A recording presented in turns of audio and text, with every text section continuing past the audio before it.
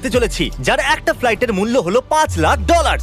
আর আমরা $25,000 private জেটেতেও fly করব, আর একটা $10,000 ফার্স্ট ক্লাস সিটেতেও, আর একটা ব্লিমেও, আরো অনেক কিছু। কিন্তু পৃথিবীর কিছু লাক্সারিয়াস প্লেনে যাত্রা করে কেমন লাগে সেটা দেখবার আগে আমরা পৃথিবীর সব থেকে সস্তা প্লেনে যাত্রা করব।